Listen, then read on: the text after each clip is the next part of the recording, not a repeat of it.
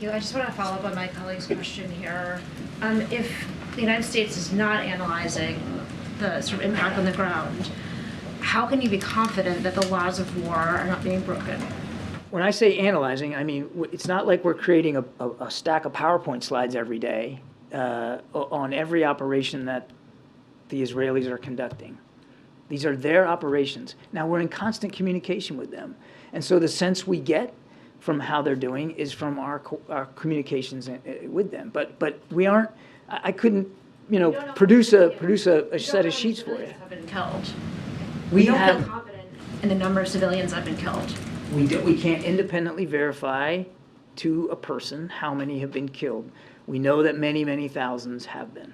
Then how in the world would you know? Or you're just sort of assuming that what the Israelis We have ways of collecting information. We can talk to humanitarian aid organizations that are on the ground. Certainly we're talking to our Israeli counterparts. It's not like we don't have an idea, but we don't have a number that I would feel comfortable giving you from this podium with some exactitude. But of course we have an idea of what's going on, because now that more humanitarian aid is going in, we have the ability to talk to those aid organizations to get a sense of what they're seeing on the ground. Yes, thank you, Karim. John, Amos Hochstein is in Lebanon today. Amos Hochstein is in Lebanon today, and he met with the former intel chief Abbas Brahim, who was invited in the White House in 2020 for mediation for the Americans detained in Syria. So, are you seeking a mediation from the Lebanese on the hostages?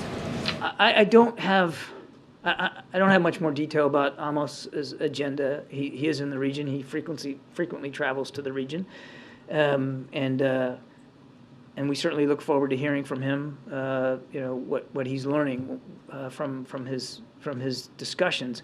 I would just tell you on the hostages, we're working on this every day, if not by the hour, to get certainly the American hostages out, but also to help get released everybody who's being held hostage by Hamas. And that's something that the whole team is working on.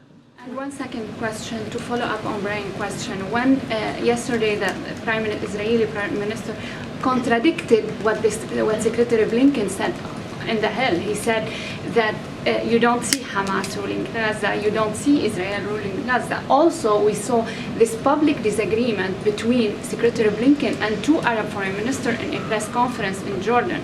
We're seeing also the Iranian not deterred and keep attacking the U.S. troops. What's the image? Does this concern you regarding the leverage of the United States in the region? People say things publicly that they don't always say privately. And I'll let foreign leaders speak for themselves in their countries. American leadership has been key here since attacks of October 7th. And American leadership, President Biden's personal involvement, has led to this humanitarian aid getting in. Obviously not enough, but it wasn't happening before he personally got involved. It was President Biden's leadership and this team's work here at the National Security Council in the White House that helped get American hostages home, as well as those two Israeli citizens. And that is continuing to work to get our citizens out from Rafah crossing, hopefully more today. We have been at the center of trying to make sure people in Gaza are getting the aid they need and getting out those who need to get out and can get out, as well as making sure that Israel has the capabilities it needs to defend itself.